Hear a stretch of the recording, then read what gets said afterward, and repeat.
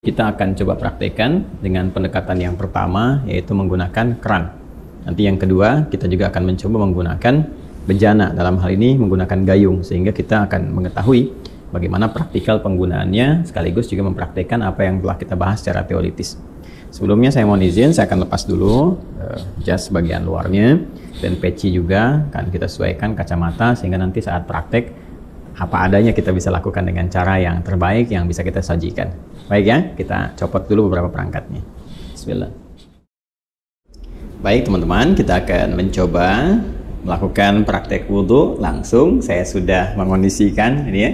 Kemudian tangan juga sudah disiapkan, baju sudah dilipat, kacamata sudah dibuka, jam tangan sudah disimpan, dan sekarang kita akan coba praktekkan dengan menggunakan keran terlebih dahulu. Baik ya. Yang pertama, tentunya kita mengonfirmasi keimanan terlebih dahulu, karena panggilan wudhu, ingat, dibuka dengan panggilan iman. Dan saya terangkan di pelajaran sebelumnya, bahwa panggilan iman itu mengonfirmasi lurusnya niat kita, lurusnya tujuan ibadah kita yang dilakukan karena Allah Subhanahu wa Ta'ala. Karena itulah konfirmasinya bersumber dari hati kita, dalam jiwa kita. Kita niatkan ibadah kita ini, wudhu kita ini ditujukan ya untuk beribadah kepada Allah Subhanahu wa Ta'ala dengan bahasa hati kita. Boleh dengan menggunakan bahasa masing-masing, misalnya saya berniat wudhu untuk menghilangkan hadas karena Allah Subhanahu wa Ta'ala. Dan kalau ingin menggunakan bahasa Arab juga di hati kita, seperti orang Arab juga tentunya menggunakan bahasa Arab, kita menggunakan bahasa Indonesia, boleh-boleh saja di hati kita. Misalnya kita menyatakan bahwa nawaitul wudhu'a li raf'il hadathi, misalnya al-asghari lillahi ta'ala, boleh ya. Kemudian lisan mengucapkan bismillahirrahmanirrahim. Jelas ya? Nah, kita ingin mengambil versi lengkapnya terlebih dahulu. Versi lengkap tentunya ini terkait dengan sunnahnya juga. Kan kalau yang pokok itu ada 4, seperti kita uraikan di pertemuan yang lalu. Kemudian versi lengkap ini kita bisa ambil versi yang dicontohkan langsung oleh sahabat Utsman bin Affan radhiyallahu taala anhu, yang mengambil pelajaran dari contoh wudunya Nabi sallallahu alaihi wasallam. Nanti bisa dilihat di Sahih Al-Bukhari ya, di Sahih Al-Bukhari, topik yang keempat, Kitabul Wudhu, subtopik yang ke-23. Baik, sekarang kita akan coba memulai praktek, dan tentunya tadi sudah kita sampaikan memulai dengan niat ya. Kemudian mengucapkan bismillahirrahmanirrahim. Nah, ingat betul baik-baik bahwa Islam seperti diuraikan di pertemuan yang lalu sangat perhatian detail terhadap segala hal, terutama aspek-aspek yang melahirkan manfaat. Ini adalah air keran yang menampung aliran air yang masih bersifat murni, mutlak, tohur. Jadi ini sangat bermanfaat. Karena itu tidak diperkenankan untuk membuang-buang air ya. Sekali lagi, tidak diperkenankan membuang-buang air pada keadaan yang tidak semestinya. Itu dalam Islam disebut dengan israf, mubazir ya. Karena itu seperlunya kita keluarkan, kalau menggunakan keran ini seperlunya kita keluarkan, tampung dulu airnya kan. Nah, yang pertama kita gunakan untuk menyela-nyela kan. Bagian pertama kita gunakan untuk menyela-nyela seperti ini, keluar, tidak usah terlalu besar ya, nggak usah terlalu besar sehingga airnya juga tidak boros ya untuk keluar. Nah, ini kita menyela-nyela dulu, dimulai dari kanan ya, ingat ya, selalu dimulai dari yang kanan. Nanti di Al-Bukhari ini di subtopik yang ke-31, jadi kalau kita baca topik yang keempat, kita berwudu, subtopik 31 itu ada namanya subtopik berjudul Babut Tayammun ya, memulai dengan bagian yang kanan. Selalu kanan dahulukan, kanan dahulukan. Baik ya, jadi kita mulai. Ini kita buka dulu secukupnya kerannya, keluar air, ulang ya. Tadi sudah kita bismillahirrahmanirrahim, niatkan dalam hati. Kemudian kita menyela-nyela seperti ini. Ya, ini bagian pertama. Nah, lalu yang kiri juga dibersihkan dulu seperti ini. Ya, sudah ya. Nah, ini sudah dibersihkan. Nah, ini sunnah ya. Sudah sunnah yang pertama kita lakukan, karena yang pertama niatkan mengikat pada rukunnya, pokoknya. Jadi ada pokok yang terkait dengan konfirmasi keadaan hati kita. Rukun yang pertama niat, kan? Nah, kemudian dikonfirmasi di lisan dengan bismillahirrahmanirrahim. Lalu setelah itu kita masuki sunnah-sunnah, memulai dengan sunnah berwudu. Tadi sudah menyela-nyela dulu, ini membersihkan bagian jemari-jemari dan telapak ya. Baik, sehingga keadaannya bersih sebelum membersihkan yang lain. Baik, selesai. Kemudian langsung untuk berkumur-kumur kita ambil. Nah, biasanya saya melakukan seperti ini. Kalau sudah ngambil seperti ini ya. Nah, ini ghurfah namanya. Ghurfah itu dengan satu genggaman ya, cedukan seperti ini. Genggaman atau cedukan seperti ini. Nanti biasanya kalau saya suka melakukan untuk menghemat itu, begitu dibuka sudah cukup ini ya. Lalu saya akan tutup terlebih dahulu, tutup Nah, sehingga air tidak terus mengalir ya. Jadi langsung kita kumur-kumur.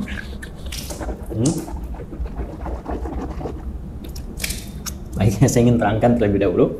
Di saat mengumur-ngumur itu namanya tamadhad ya. Tamadhad itu bisa kita lakukan dengan 2-3 pendekatan. Pertama, kumur-kumur terlebih dahulu ya, kumur-kumur sampai keluar ya. Kemudian yang kedua juga kumur-kumur, nanti sebagian airnya langsung dihisap ya, dihisap di kumur-kumur, sebagian airnya dihisap. Nah, itu yang dihisap itu istinsyak namanya ya, masuk ke dalam hidung istinsyak, usahakan agak dalam. Nah, nanti kemudian kita keluarkan disebut istinthar namanya ya. Ini bagian yang kedua, kumur-kumur ya. Kemudian yang pertama, yang keduanya itu sambil dihisap, baru nanti istinsyak ini, kalau istinthar dikeluarkan. Ada nanti sedikit saja bisa tambahan kalau menggunakan siwak ya, untuk bisa membersihkan itu ya. Jadi bisa saja kemudian kalau memang tidak ada itu, bisa gunakan bagian jari yang dianggap bersih ya. Tadi kan sudah dibersihkan, untuk membersihkan kalau ada sisa makanan yang kalau tidak ada siwak dengan kayu tertentu atau sikat gigi, Anda bisa gunakan bagian jari yang dianggap sesuai untuk membersihkan kalau ada sisa makanan di sini yang tidak cukup dengan kumur-kumur ya. Saya ambil contoh begini misalnya, ini buka seperti ini ya. Kalau kita mulai ya, kita tutup dulu ini ya, seperti ini.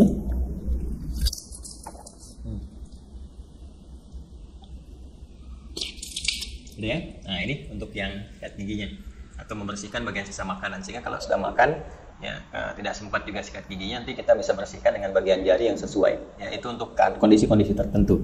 Saya ulang ya, nanti setelah itu istinsyaknya nanti bisa terpisah, kalau bisa bersamaan juga bagus. Ini sambil istinsyak kan, nanti dikeluarkan ya. Kita ambil contoh ya, yang simple dulu. Ini ambil begini ya, kita kumur-kumur ya. Nah, baik, kita contohkan ya, sekali lagi ya. Jadi teman-teman sekalian bisa, tadi kan sudah ya untuk kumur-kumur sambil dibersihkan bagian giginya. Nah, kemudian yang kedua kita ambil untuk maksimalkan istinsyak dengan istintharnya. Jadi kumur-kumur lagi sambil dihirup ya ke hidung ya, dari buang. Nah, ini bisa berkumur-kumur sambil dihirup, atau kalau mau kumur-kumur dulu buang, nanti bisa untuk istinsyak dan istintharnya terpisah ya. Ya, kita ambil misalnya contoh untuk yang kalau terpisah begini, kumur-kumur ya. Kalau mau dihirup ke hidungnya terpisah, kita ambil lagi ya kan, seperti ini. Nah, itu ya. Nah, ini manfaatnya kalau dipisah ini kayak semacam ada pilek ya. Pilek atau virus tertentu berkumpul. Nah, ini biasanya lebih spesifik untuk membersihkan wilayah hidung, sehingga ketika ditekan itu istintharnya ini bisa dipijit salah satunya bergantian untuk dikeluarkan ya, sehingga kotoran yang ada di hidung itu bisa keluar ya. Kalau dalam kondisi normal biasa bisa langsung Anda hisap saja, dihirup ya, bukan dihirup ke hidung. Jadi sambil kumur-kumur dihirup ke hidung, jadi bisa dikeluarkan secara bersamaan atau di hidung terlebih dahulu bisa, karena tidak ada aturan spesifik mana yang didahulukan, apakah di mulut dulu atau di hidung dulu. Jadi kalau Anda ingin keluarkan yang di hidung dulu boleh, misal begini ya. Nah, kurang lebih demikian ya. Atau yang di mulut dulu baru di hidung, nggak ada masalah. Tergantung kondisional saja, karena sifatnya tamadhad dulu baru istinsyak, itu yang urutannya. Jadi kumur-kumur dulu baru dihirup. Adapun cara mengeluarkan tidak spesifik diatur ya, tapi kalau ingin berurutan boleh dari mulut keluar baru hidung. Terus kalau kondisi ingin membersihkan spesifik khusus boleh dipisahkan, kumur-kumur ya, kemudian dilepas, baru kemudian khusus untuk yang hidung untuk memudahkan yang di dalam itu keluar. Hikmahnya kan mengeluarkan yang kotor, jelas ya. Baik, bisa dipahami ya teman-teman sekalian. Nah, jadi itu untuk yang pertama, kumur-kumur. Sekali lagi, buka kerannya. Saya ulang ya, kerannya buka, ambil air ghorfah namanya, segenggaman seperti ini ya. Kemudian kalau sudah cukup, tutup ini supaya tidak mubazir. Kumur-kumur itu ya, jelas ya. Nah, baru kemudian dicuci kembali, disiapkan. Nah, ini kalau sekali cukup sudah, kalau diperlukan 2 kali, 2 kali, 3 kali, 3 kali ya. Dan ini tadi penggunaan jemari sekali lagi ya, untuk menegaskan atau menghilangkan bagian bekas-bekas kalau ada makanan dan sebagainya yang kalau sekiranya tidak memungkinkan untuk gosok gigi atau membersihkan. Jelas ya? Baik, lanjut. Dari sini saya tes air dulu. Kemudian kita buka kembali. Nah, sekarang masuk ke bagian yang pokok. Ya, buka lagi, masuk ini bagian yang pokok, tutup, baru ke wajah. Nah, ini yang ingin saya contohkan, bagian pokok yang paling utama itu. Ini ghasala itu ambil airnya, tumpahkan di wajah begini. Ini lihatnya yang telunjuk gini. Oh, seperti ini. Nah, ini bagian jempol yang di sini belakang. Kemudian langsung ke bawah. Nah, ini yang disela-sela di janggutnya. Ya. Maksudnya apa? Supaya meresap air ke pori-pori karena melewati janggut ke dalam sini. Kalau nggak ada janggutnya bisa langsung dibasuh ke dagu ya di sini. Nah, jadi ini satu, kalau dirasakan belum cukup keseluruhannya, ambil lagi begini.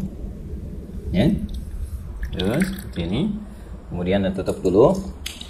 Ya. Nah, terus seperti ini. Ya. Saya kira 2 kali juga bisa cukup ya. Seperti ini. Ya. Nah, ini nanti ada versi yang sekali itu versinya Ibnu Abbas radhiyallahu taala anhuma yang menyontoh praktek Nabi yang pernah menggunakan sekali. Itu kalau di Al-Bukhari subtopik yang ke-21, maratan ya. Babul wudu, judulnya itu Babul wudu maratan. Bab pembahasan tentang wudu yang sekali basuh ya. Kemudian nanti yang versi yang keduanya subtopik 22 itu yang versinya Abdullah bin Zaid. Babul wudu marataini, 2 kali. Ya, kemudian versi yang Utsman bin Affan radhiyallahu taala anhu yaitu yang subtopik 23. Itu yang 3 kali, talatan. Nah, versi yang dimaksudkan itu adalah pengalaman sahabat-sahabat mulia ini melihat wudunya Nabi untuk memanfaatkan air dan juga terkait dengan luasan cakupan ya, apakah tercakup nggak dengan air itu kepada bagian-bagian yang harus dibasuh atau diusap dalam wudu itu. Prinsipnya demikian. Jadi boleh sekali-sekali, 2 kali atau 3 kali dan mendahulukan yang kanan. Ya, mendahulukan yang kanan ada namanya sebab yang pernah juga saya utarakan, yang nomor 31 subtopiknya babut tayammun. Ya, tentang tayammun ketika Nabi mengajarkan Ummu Atiyah radhiyallahu taala anha bagaimana mendahulukan yang kanan. Jadi kanan dulu baru kemudian kiri. Nah, ini tentang kanan dulu kemudian yang kiri juga akan masuk setelah ini. Ya, setelah kemudian wajah selesai baru tangan sampai siku. Ini kita ambil lagi. Ya, wajah selesai, tangan sampai siku, kumpulkan seperti ini airnya. Nah, teman-teman sekalian, ini ya. Kemudian tumpahkan di tangan ini sampai siku ke sini. Nah, lalu ke sini depan. Nah, terus sampai ke sini ya. Nah, ratakan seperti ini. Jelas ya? Nah, kalau dirasakan belum cukup, rata, buka lagi airnya. Ya. Nah, dianggap cukup, ditumpahkan, tutup dulu seperti ini. Nah, nanti bisa dari depan begini ya. Kemudian ke belakang bisa seperti ini, yang fleksibel saja. Penting air ditumpahkan, bisa ke sini dulu, bisa ke sini dulu. Ya, tadi kan saya mulai dari belakang itu seperti ini, ke depan. Kemudian yang kedua saya mulai dari depan untuk meratakan, ya, seperti ini. Jelas ya?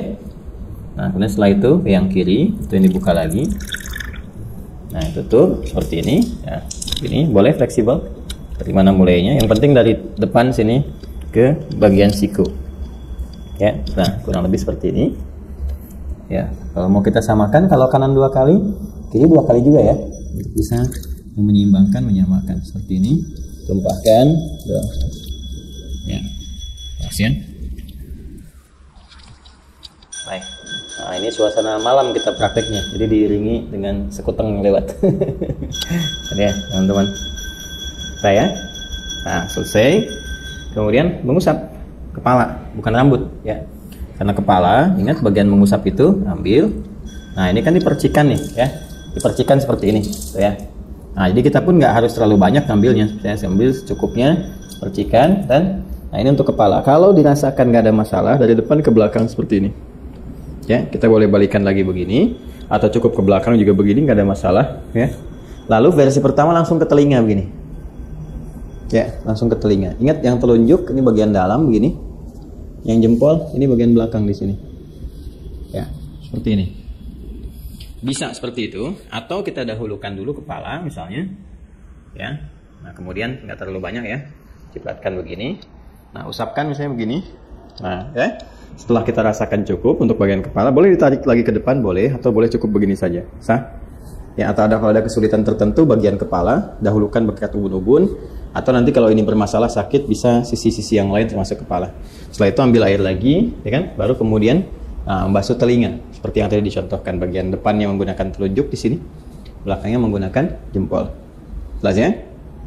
Baik, berpindah ke kaki. Nah, ini penting juga karena nanti ada hadis spesifik ya terkait dengan bagian kaki ini, khususnya kotoran-kotoran yang melekat di kuku, ya, kuku bagian jempol ini, ya, di sebelah-sebelah sini ujung-ujung ini. Jadi perhatian, ingat kaki sampai 2 mata kaki sampai di sini. Ya, jadi kita bisa ambil lagi airnya seperti ini. Ya. Kemudian cukup gini. Nah, biasanya saya bagi 3 bagian. Yang pertama saya tumpahkan, basuh ini dulu. Nah, sela-sela ini. Nah, kemudian bagian depan kita bersihkan dulu begini. Ini ya. Nah, udah seperti ini ke belakang, dan tentunya bagian belakang tidak mendapatkan porsi air yang cukup ya. Walaupun mendapatkan bagian tertentu untuk mengusap, tapi ini lebih bersih untuk bagian depan pertama. Jadi yang kedua, nah ini kita bisa sempurnakan bagian belakangnya seperti ini. Nah, ini ya. Majukan lagi ke depan ini. Nah, 2 pun sudah cukup sebetulnya ya. Kalau dirasakan kurang bisa dengan 3. Selanjutnya yang kiri seperti halnya yang kanan tadi, kita ambil ini ya. Nah, ini seperti ini. Saya suka menggunakan kelingking karena lebih fleksibel untuk menyela-nyelanya. Ini dibersihkan di sini ya, ini untuk ke belakang. Nah, kemudian disempurnakan, ambil lagi, kita tumpahkan seperti ini. Ya, udah selesai. Nah, ini selesai ya. Setelah selesai, udah, kita diusahakan menghadap ke arah kiblat, 3 detik sini. Ya, lalu kita berdoa. Doa yang sudah pernah diajarkan juga ya, syahadatain dulu. Asyhadu an la ilaha illallah, asyhadu anna Muhammadar Rasulullah, kan? Allahumma ja'alni minat tawwabin waj'alni minal mutatahhirin. Ya, kalau kita ingin supportkan doanya supaya dengan kita taubat, kemudian juga kita bersuci ya, ya Allah jadikan aku termasuk orang taubat. Berarti ini tadi kita sambil evaluasi. Makanya ada ulama juga yang menyarankan sambil saat dibasuh ini kan, nadhafah ini kan nadhafah nih luarnya, nadhafah. Ya, tapi juga harus ada al-husnu wadhiya. Sifat husnu wadhiya itu yang dimaksud dengan taharahnya. Bersih luarnya, suci dalamnya. Ini yang disyarat Nabi di hadis Muslim. Begitu jatuh air wudu itu, jatuh pula dosa-dosa yang melekat kepada fungsi-fungsi organ tubuh yang digunakan itu. Jatuh. Nah, jatuhnya ini dengan taubat. Jadi kita merasakan ini ada yang salah nih sebelum wudu nih ya, supaya hilang kesalahan itu. Makanya ada ulama yang mengajarkan evaluasi saat dibasuh itu. Rasakan dalam diri, minta sama Allah supaya digugurkan dosa yang ada di wajah, gugurkan dosa yang ada di tangan, macam-macam. Dalam hati kita bisa meminta dengan bahasa kita. Ya Allah, gitu kan, mohon hilangkan kesalahan-kesalahan yang melekat atau kebiasaan buruk pada tangan, pada wajah sebelumnya, dan sampai dengan ke ujung kaki. Itu dalam hati kita bisa meminta. Tidak ada masalah di situ. Karena ada unsur taubat di dalamnya. Jadi begitu selesai, kita berdoa, kita mohon pada Allah, digolongkan pada orang-orang yang taubat. Kemudian juga yang terbiasa bersuci. Mutatahhir itu biasa bersuci. Jadi begitu wudunya misalnya batal, suci lagi, sehingga terjaga dalam kebaikan. Karena prinsip wudu itu kan menjaga diri dalam kebaikan. Oke? Baik, selesai ini dengan menggunakan versi kran. Ya, gunakan versi kran. Nah, sekarang kita akan mencoba menggunakan versi bejana. Nah, di sini ada gayung ya. Kita akan coba gunakan gayung ini. Sebetulnya kalau kita bersandar pada tadi ya, jumlah volume air yang kita gunakan saat menggunakan kran itu kan sebetulnya nggak banyak. Ya, kalau ada di minuman kemasan dengan bentuk kayak gelas itu sekitar 250 mili ya, itu kan kurang lebih segitulah. Ya, nggak terlalu banyak yang kita gunakan seperti tadi disampaikan. Jadi kalau kita tampung dengan gayung pun kurang lebih bismillah ya. Jadi cukupnya. Udah harus penuh juga. Mungkin kita ambil setengahnya segini cukup ya. Setengahnya begini. Cukup ya, tergantung keadaan kitanya. Nah, ini kalau pakai gayung, kalau di atas nanti jatuhnya terlalu tinggi, jadi saya turunkan ke bawah untuk menyontohkan. Misalnya di sini, ya paling gampang ya seperti ini. Ya, jadi kan sudah keadaan jongkok. Kalau di Timur Tengah kan ada, atau tidak yang Timur Tengah, saya kadang-kadang di beberapa negara atau beberapa tempat di Indonesia juga kadang-kadang ada suka pakai dudukan tuh. Ya, jadi kita bisa sambil duduk. Nah, ini kalau seperti ini, pakai bejana, kurang lebih disimpan seperti ini. Jadi kalau bejananya lebar, nanti bisa sambil diambil seperti ini, kan? Nah, tapi dengan catatan juga nanti tidak ada sisa-sisa air yang terlalu banyak yang melekat di lengan, ya, khususnya di telapak ini sehingga mencampur kepada yang sudah ada.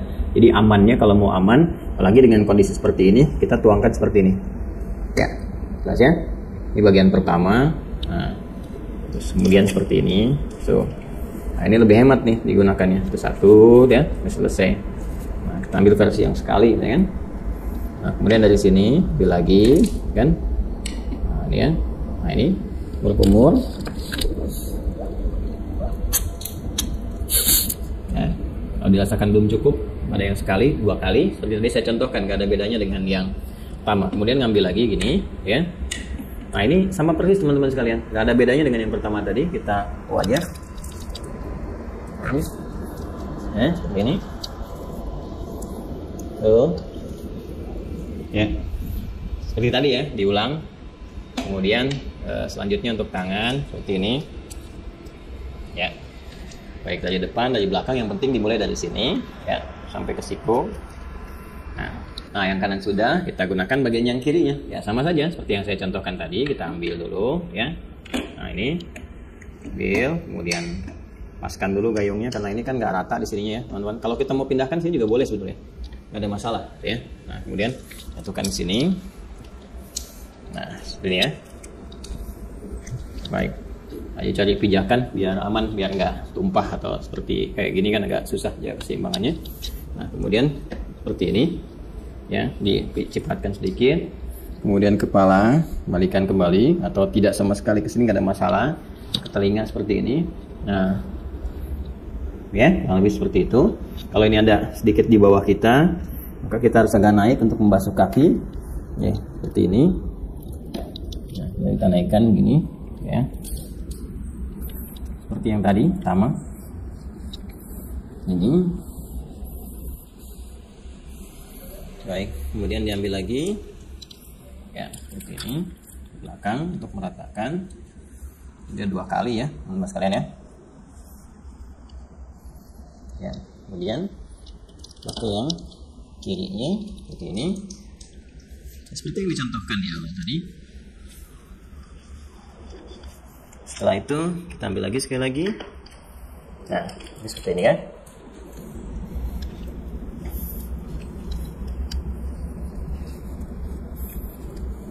Baik.